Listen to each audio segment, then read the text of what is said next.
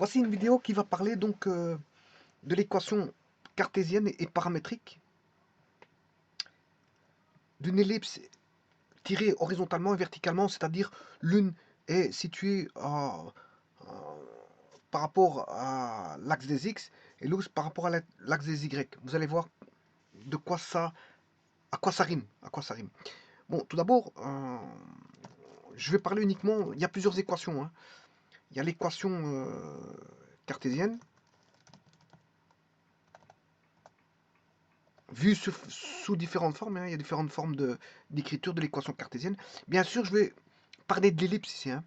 L'élément dont je vais parler, c'est l'ellipse. Il y a l'équation cartésienne, l'équation paramétrique, l'équation polaire, l'équation focale. Mais ici, je vais m'attarder uniquement à l'équation euh, cartésienne. Oui, cartésienne. Je ferai la paramétrique dans une autre vidéo. Je vais faire des courtes vidéos pour bien comprendre parce que j'ai voulu faire comprendre certaines choses au travers d'un mélange, mais ça a donné ce qu'on appelle la vidéo avec le moulin à équation paramétrique. Ça a donné un mélange bric-à-brac, tellement il y avait, dire, il faut pas tout mélanger, c'est ça. Et moi, à un moment donné, dans mes explications, je suis parti vers toute une panoplie de mélanges. Alors j'ai décidé de faire des vidéos séparées pour bien voir la chose, parce que c'est vrai que si on commence à avoir voilà, les équations cartésiennes avec les équations paramétriques, l'une qui est dans un sens horizontal, l'ellipse est vue d'une façon horizontale et puis d'une façon verticale, et le voir sous forme d'équation cartésienne et paramétrique en même temps, c'est tout un méli-mélo. Je prie me croire, et ça donne le moulin, ça a donné le moulin, euh, la vidéo du moulin à équation paramétrique. Donc, et ça a donné quelque chose de voilà, d'artistique, hein. Vous allez voir la fin de ce moulin d'équation paramétrique, vous allez voir, ça a donné quelque chose de...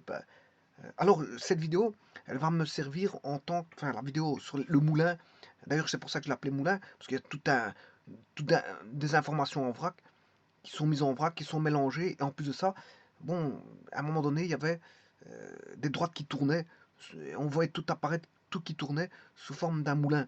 Hein. Donc je l'ai appelé moulin à équation paramétrique, alors que je voulais expliquer les équations cartésiennes et les équations paramétriques de l'ellipse en, en de l'ellipse étirée horizontalement et de l'ellipse étirée verticalement. Bon, faire les deux choses là, voir l'ellipse étirée horizontalement, voir l'ellipse tirée verticalement, sous forme d'équations cartésiennes, équations paramétriques, ensemble, et bien sûr les équations paramétriques avec différents angles paramétriques, comme vous allez voir, eh bien, ça fait une soupe. Ça fait une vraie soupe. D'ailleurs, c'est pour ça que je l'appelais moulin. Ça fait un mélange, et en plus de ça, j'ai réussi à faire tourner, je veux dire, deux droites qui tournaient autour de... Voilà, voilà, deux droites qui tournaient. Donc ça donnait l'impression d'un moulin en fin de vidéo. Donc j'ai complètement pris cette vidéo comme étant artistique. Mais cette fois-ci, je vais décortiquer les choses une à une. J'ai décidé de les décortiquer pour éviter de refaire un moulin. Alors, ici je vais m'intéresser tout simplement à l'équation cartésienne. L'équation cartésienne de l'ellipse, bien sûr, comme je vais l'avoir étirée suivant x et étirée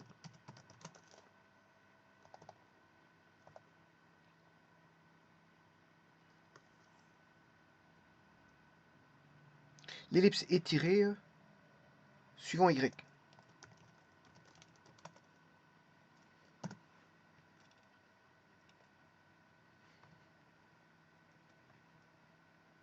C'est l'ellipse qui est étirée.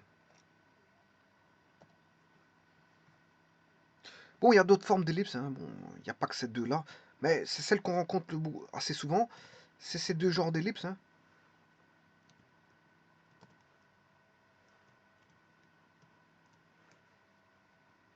L'ellipse étirée suivant x et l'ellipse étirée suivant y.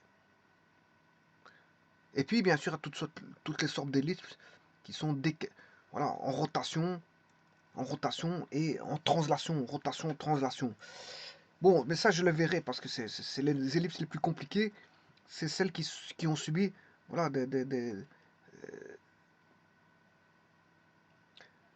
des changements complets au niveau des axes. Par rapport à, on se ramène toujours à l'origine, hein. Donc on crée une ellipse à l'origine et on crée bien sûr, on la décale. On la décale, on fait des rotations.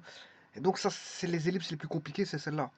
Vous allez voir que ça demande d'innombrables d'écritures d'équations au niveau des rotations et des translations. Bon, mais ici, la seule chose que j'ai, c'est une rotation possible. Pourquoi? Parce que l'étiré suivant x, ben, elle est comme ça. Et l'étiré suivant y, ben, elle est comme ça. Donc, quelle est... Bon, je peux faire une translation, hein. Bon, les translations, elles sont faciles. Je vais vous montrer après les translations, comment on les fait. Mais, en tout cas, je ne verrai pas... La seule rotation que je vais voir, c'est la rotation à 90. La rotation 90. Donc, c'est l'horizontale, la verticale. Et je pourrais, par rapport à ces deux-là, faire des translations. C'est pas un problème. Pas un problème. Eh bien, justement, je vais voir ça. Parce que, pour éviter le moulin, je parlais que de ça. Alors, pour ça, je vais ramener... vous rappelez que j'avais vu ceci. Pour ceux qui suivent mes vidéos, bien sûr. Parce que il faut suivre toutes les vidéos, hein, parce que si c'est pour essayer d'aller rechercher des informations dans une vidéo, ça sert à rien. Quand je donne des informations, c'est d'innombrables informations dans différentes vidéos. Donc celui qui ne suit pas les vidéos, qui veut savoir quelque chose dans une vidéo, c'est pas la peine, hein. Bon, il doit, voilà, c'est comme une espèce de formation, il doit suivre toutes les vidéos. Voilà. S'il veut acquérir des informations qui se complètent les unes par rapport aux autres, il doit suivre toutes les vidéos. Il ne doit pas venir voilà, faire une chute sur une de mes vidéos et essayer de tenter de comprendre quoi que ce soit, parce que bon, ça se passe pas comme ça. Ça se passe pas comme ça. Je veux dire, celui-là qui veut faire ça, ben, tant pis.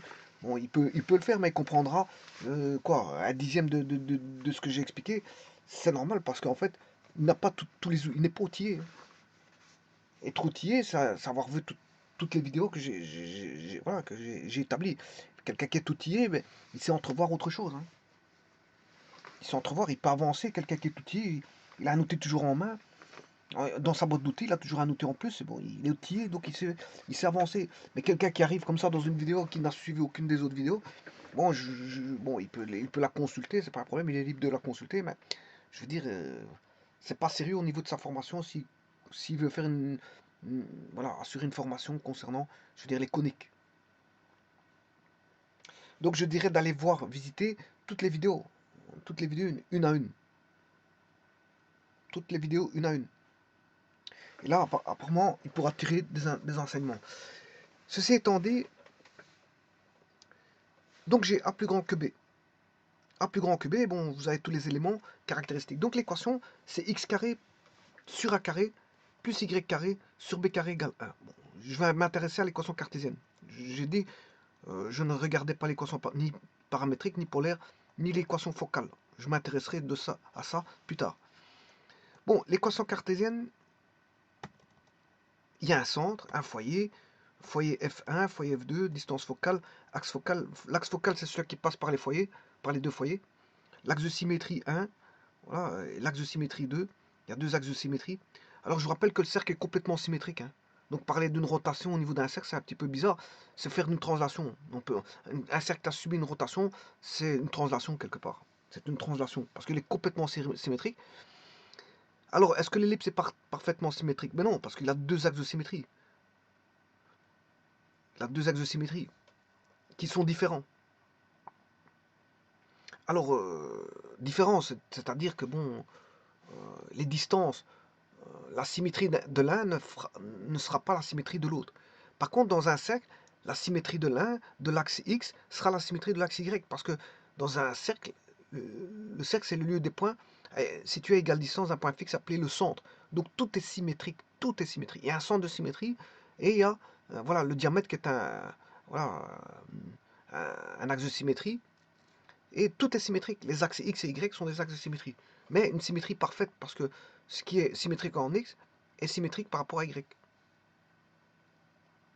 Par contre, l'axe de symétrie, pour les ellipses et les hyperboles, on n'a pas une parfaite symétrie, hein.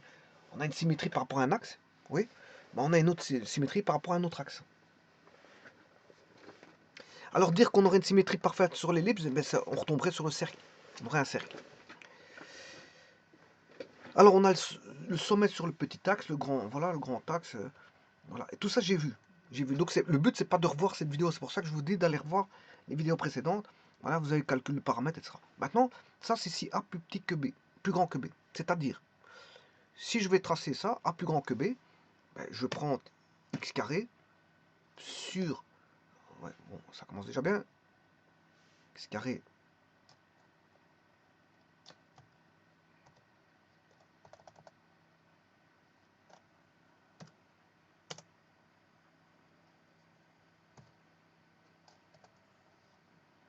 Je vais recommencer tout ça parce que c'est vrai que je commence déjà bien à en écrire x carré sur... Bon, on a dit A plus petit que B. Donc c'est x carré sur A carré. X carré sur A carré. Bon. Donc je vais mettre 4. Un carré parfait. Hein. C'est le carré de 2. Plus y carré sur 9. Égale 1. Alors là, est-ce que j'ai bien fait les choses? Non.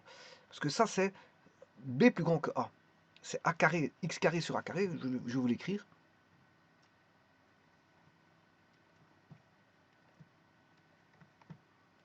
X carré sur A carré plus Y carré sur B carré égale 1. Bon, j'ai dit que A était plus grand que B. A plus grand que B. Vous voyez que je suis dans la page A plus grand que B, parce que A plus petit que B, c'est celui-là. Voilà, je suis dans la page A plus grand que B.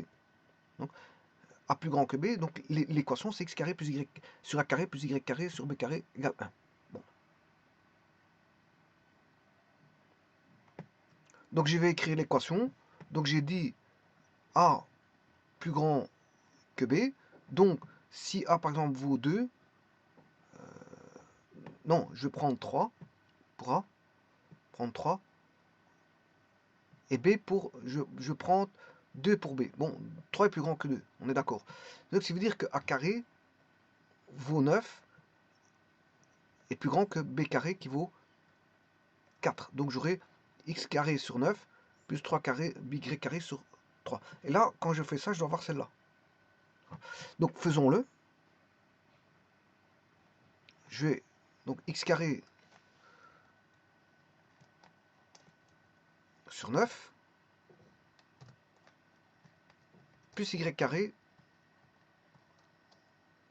sur 4. Voilà, on a cette ellipse-là. On a une ellipse horizontale. Horizontale. Maintenant,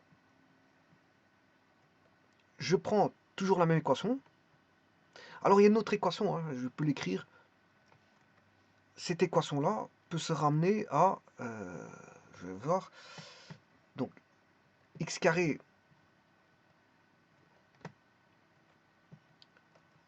sur 9 plus y carré sur 3 sur 4 égale 1. Mais ça peut se ramener à 9x carré. Oui. Plus, enfin 4x carré. On aura, bon je vais l'écrire, j'ai du mal à écrire, 4x carré sur 4 36e de x carré, 4 sur 36 x carré,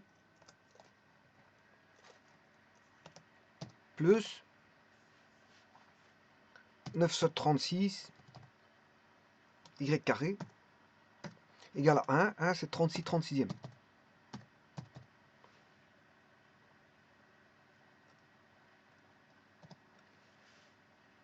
Ce qui veut dire qu'on aura, si je multiplie tout par 36, 4x carré plus 9y carré moins 36 égale 0. Et ça, c'est une ellipse qui est centrée à l'origine.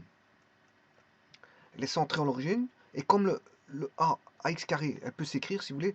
Maintenant, je vais l'écrire de manière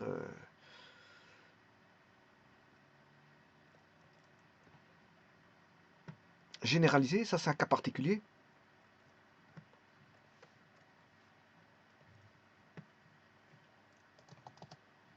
Maintenant, je vais la généraliser. Si vous avez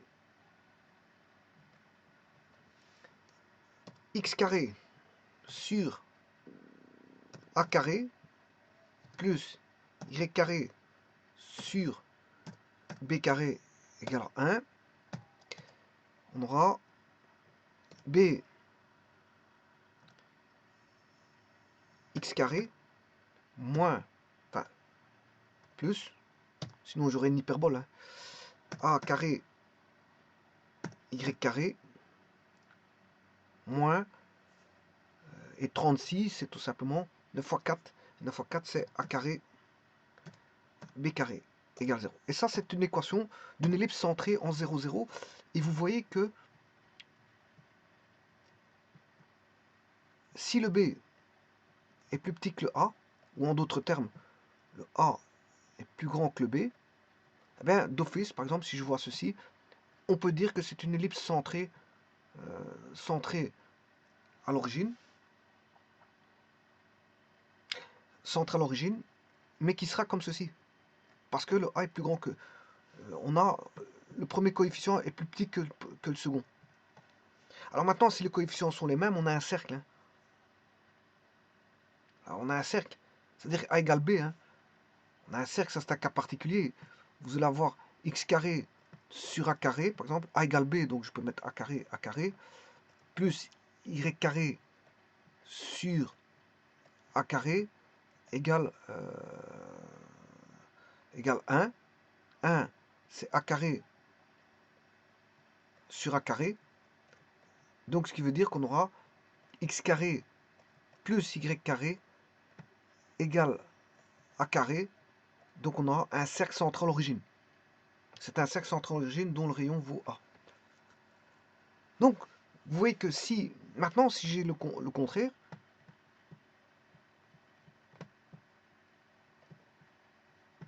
maintenant, je vais mettre un B plus grand que A. Si j'avais marqué, donc cette ellipse-là, elle est comme ceci.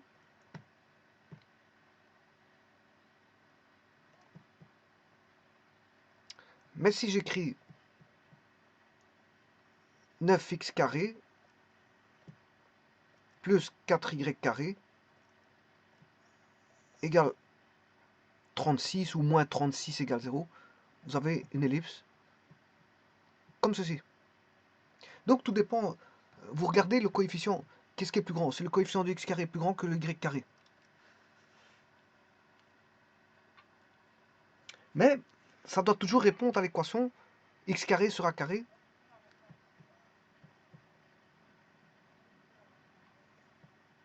Ça doit toujours répondre à l'équation x carré sur a carré plus y carré sur b carré égale 1. Alors, quand est-ce qu'on aura ça? Si a est plus grand que b. Et quand est-ce qu'on aura celui-là? Quand b est plus petit que a. Plus grand que a.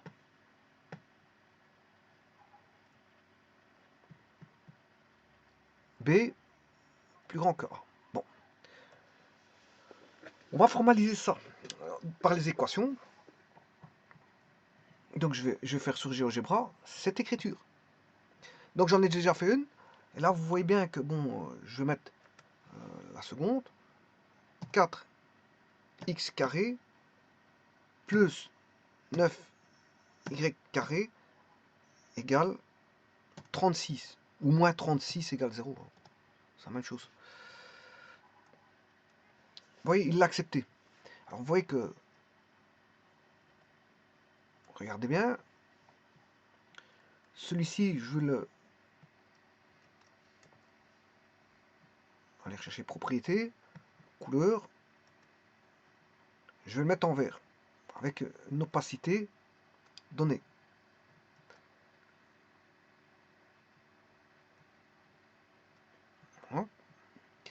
Et le second, qui est là, je vais le mettre en rouge.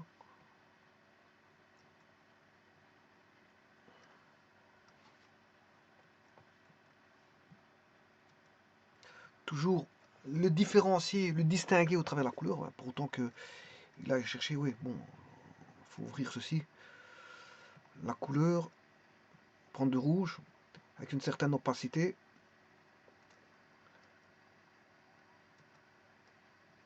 Je réduis ceci. Et bien sûr, vous voyez qu'il y en a un qui est rouge, l'autre, voilà, il y en a un qui est rouge. Et ça, on a un mélange de couleurs. Hein. Ouais, on a des mélanges de couleurs. Là, vous allez avoir un mélange de couleurs. Il n'est plus. Le mélange de couleurs, c'est la somme des deux. C'est la somme de deux. Voilà, c'est la somme de deux. Donc, on peut faire voilà, des calculs de couleurs, si vous voulez, avec ça. Hein. Quelque part, on peut faire des calculs de couleurs. Vous faites une somme de couleurs qui vaut un certain nombre, donc voilà, un codage binaire, plus une autre couleur qui vaut un codage binaire. On sait bien que les couleurs, une telle couleur va donner, plus une autre couleur va donner une telle couleur. Ben, vous faites un mélange de couleurs, c'est un mélange de couleurs. Hein. Lui, il fait qu'est-ce qu'il fait? Il fait l'addition de couleurs. Hein. GeoGebra, il fait l'addition de couleurs pour avoir voilà, la couleur finale. Hein. Voilà. Quand vous les mélangez, en tous les cas de figure, quand vous les mélangez, c'est une addition de couleurs. Bon. Alors maintenant, je vais faire toujours sur x carré plus y carré, x carré, toujours sur la même équation, sur base de la même équation, qui est x carré, que voici, x carré, ouais, elle est là, sur base de toujours de la même équation. Putain, c'est pas celle-là, ça c'est le cercle, qui est ici, x carré plus y carré, x carré sur a carré plus y carré sur b carré égale 1. Toujours sur base de ça, maintenant, je vais aller chercher le b plus grand que a, alors que j'avais fait le a plus grand que b. Eh bien, on va s'atteler à ça, on va sur GeoGebra, et j'indique x carré divisé par cette fois-ci 9 plus y carré sur... Ouais, non, ça c'est la même, je m'excuse. Bon, égale 1. Bon, il faut que j'aille changer juste le 9. Je vais interchanger, cette fois-ci, le A est plus petit que B. Voilà, elle devient comme ceci. Donc, alors bon, j'aurais pu écrire 9 x carré plus 4 y carré égale 36 ou moins 36 égale 0. J'ai toujours les mêmes. Encore une fois, je peux changer la couleur. Hein, bon, pour vous montrer que c'est bien deux éléments différents. Chercher la propriété. Alors, on va mettre une couleur de ce style-là. Bon, c'est pas terrible ça. Je vais mettre en bleu avec une certaine opacité.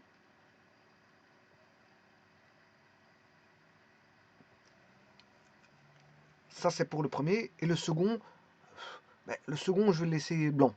Voilà, comme ça, vous voyez qu'ils sont distinguables. Donc, vous voyez, c'est deux mêmes équations. Donc, tout ceci reflète à des équations similaires.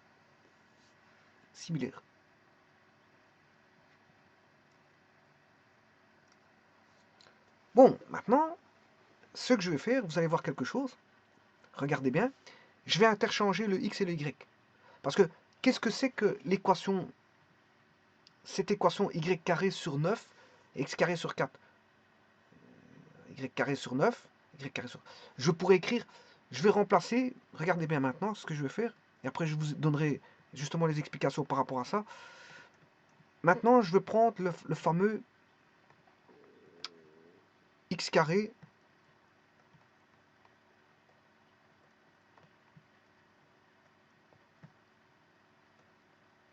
sur... je vais prendre le premier.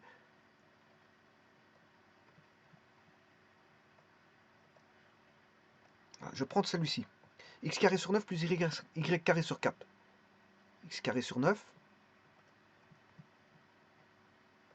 plus y carré sur 4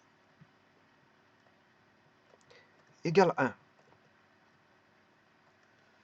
Et bien maintenant, je vais changer le x et le y. Donc, je vais mettre x pour y carré sur 4. Et je vais mettre le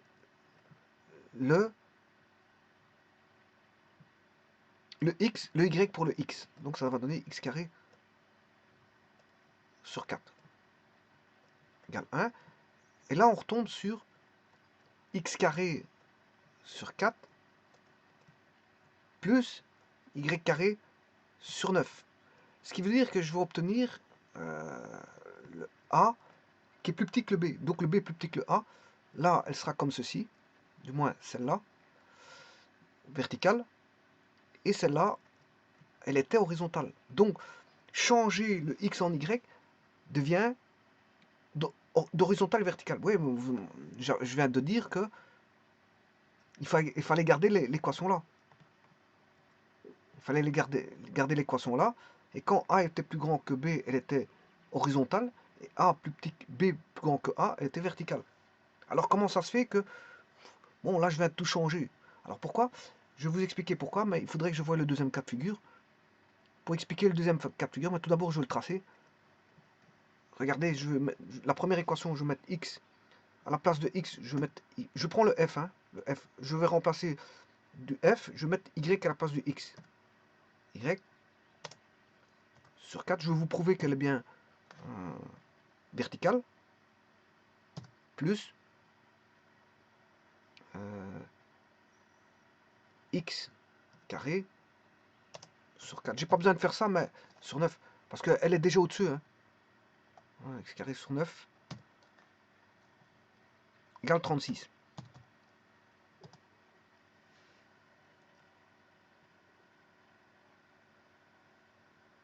Ouais, égale 1. Voilà. Est-ce que c'est la même?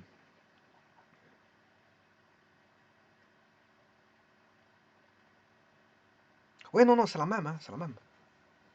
Le fait d'interchanger... Oui, on va retomber sur la même. Si j'interchange le x...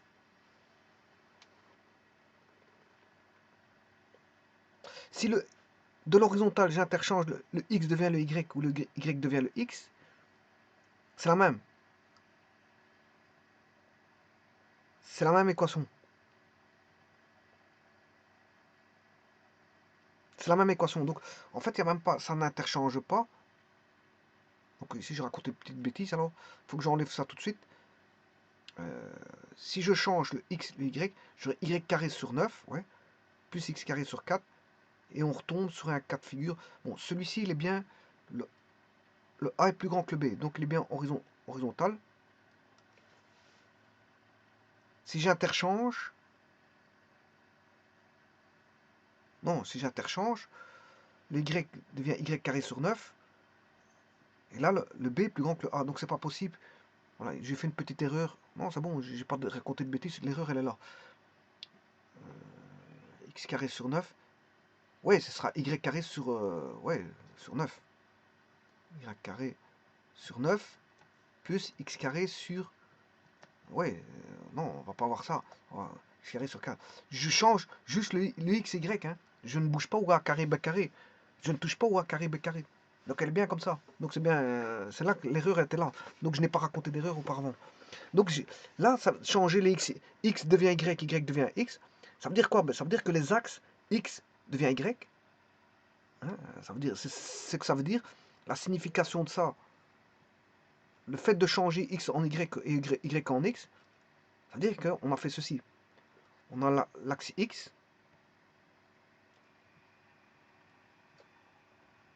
Là. On avait l'axe x et l'axe y. Voilà les deux axes. Alors on avait une équation qui était y égale f de x. Y égale f de x.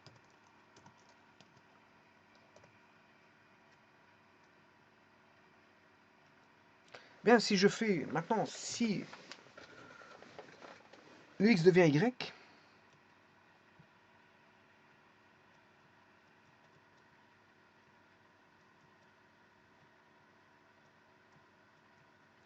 Ça veut dire quoi? Mais ça veut dire que j'ai changé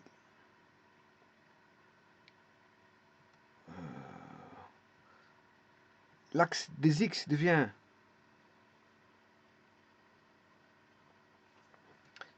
En tout cas, l'axe des Y devient l'axe des X. L'axe des Y devient l'axe des X. Et l'axe des X devient l'axe des Y.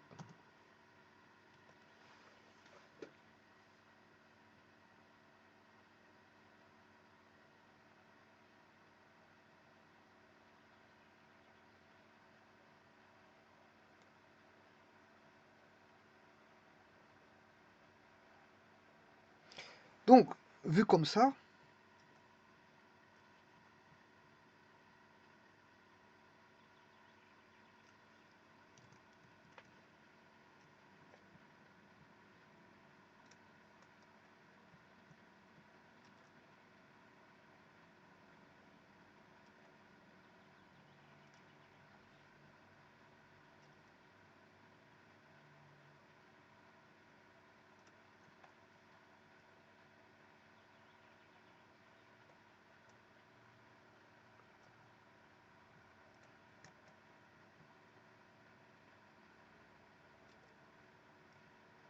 bon, il faut que je m'y retrouve. Hein.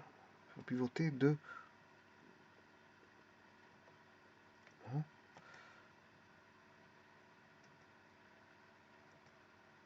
C'est pas encore comme ça.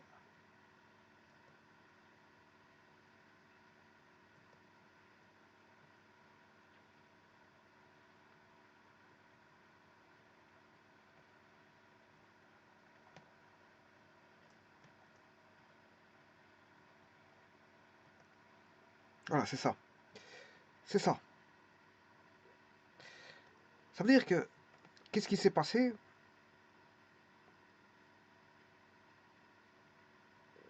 Non, c'est pas encore ça.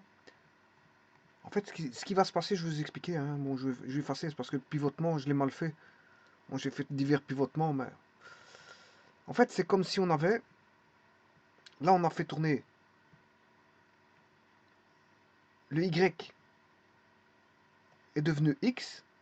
C'est parce que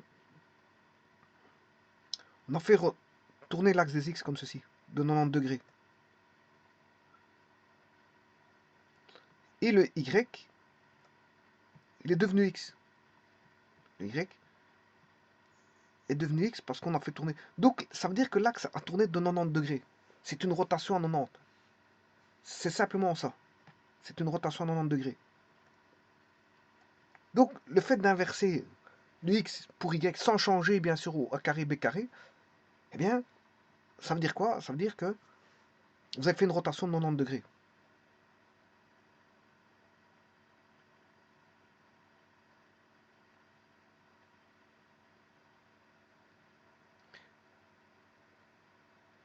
Et donc, c'est ce qui se passe ici avec cette équation-là.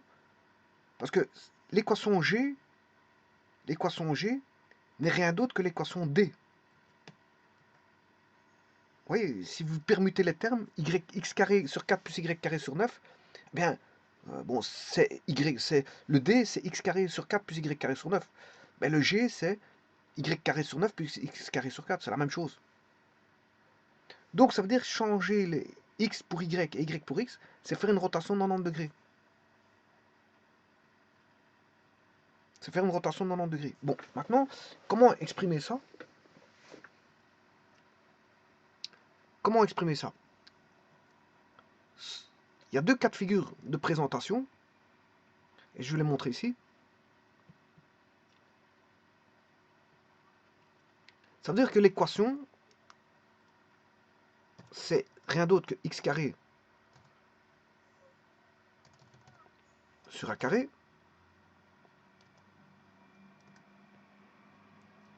plus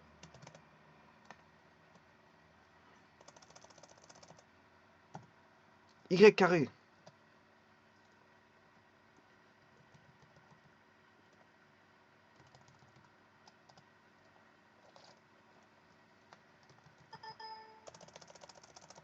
sur b carré égale 1.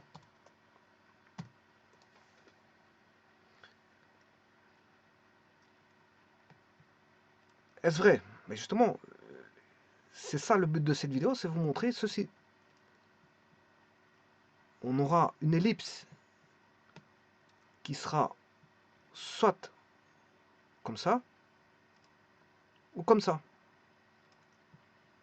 Alors, là, on doit garder A carré sur B carré, toujours. Là, on aura l'ellipse qui sera comme ça. Si A est plus grand que B,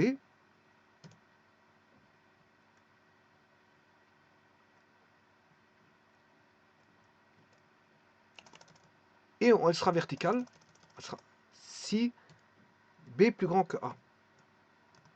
Mais, ça c'est un cas de figure. Il y a le second cas de figure. Le second cas de figure, l'équation peut changer. C'est-à-dire que vous aurez quoi? On aura ça, ou ça. Et là, on change le x est mis pour y et le y pour le x. Mais sans changer le a carré b carré, on aura ceci.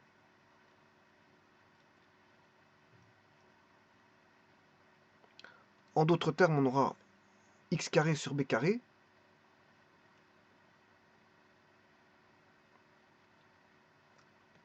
Mais quand est-ce qu'on a ça? Il y a une condition sur ça.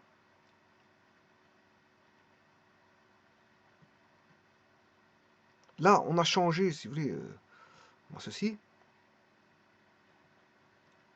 Eh bien, cette condition, c'est tout simplement, elle n'est plus la même. Là, on a deux conditions. A plus grand que B, B plus petit que là. Par contre, là, on n'a plus qu'une seule condition. C'est A, c'est toujours A plus grand que B. Alors, si A est plus grand que B, ben, vous allez avoir l'ellipse qui est comme ceci. Voilà. Là, vous l'écrivez, si A est plus grand que B, ici, là, vous allez avoir l'ellipse comme ça. Verticale. Donc, tout est dans les conditions. Soit vous interprétez les conditions toujours A plus grand que B, mais alors il faut changer X, Y. Vous pouvez faire ça. Ou alors, vous prenez deux cas de figure, vous les séparez, vous dites, bon, A plus grand que B, B plus grand que A, et vous gardez toujours la même équation. Donc, là, vous gardez toujours la même équation. Vous n'en avez qu'une seule, si vous voulez, d'équation. Vous avez qu'une seule équation, mais vous avez deux conditions. Par contre, l'autre, vous avez deux équations, mais vous avez une condition.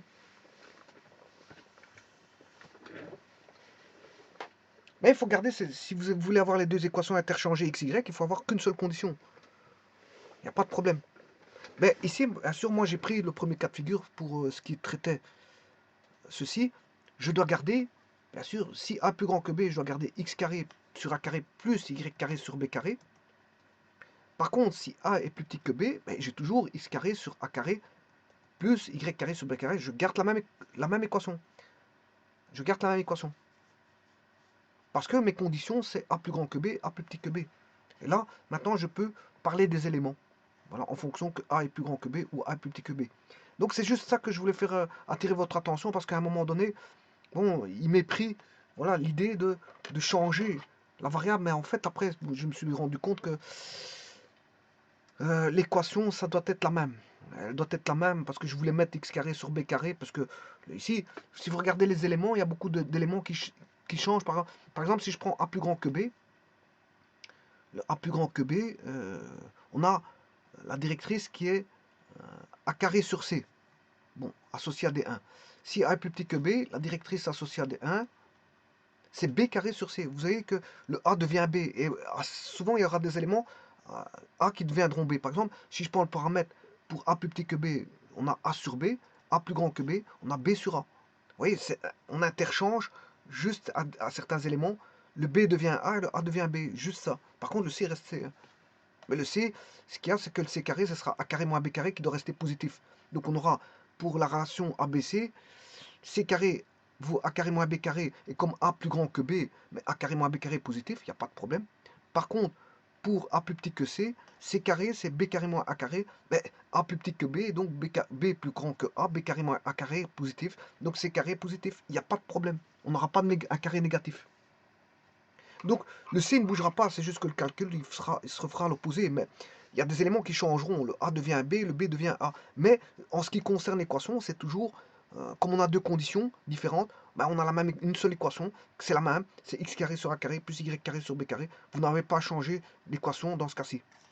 Par contre, on aurait pu la changer, mais à ce moment-là, il faut faire très attention, parce que là c'est une autre philosophie, et cette philosophie-là, ben, vous avez deux équations, mais il faudra tenir compte d'une seule condition, il n'y a pas de problème.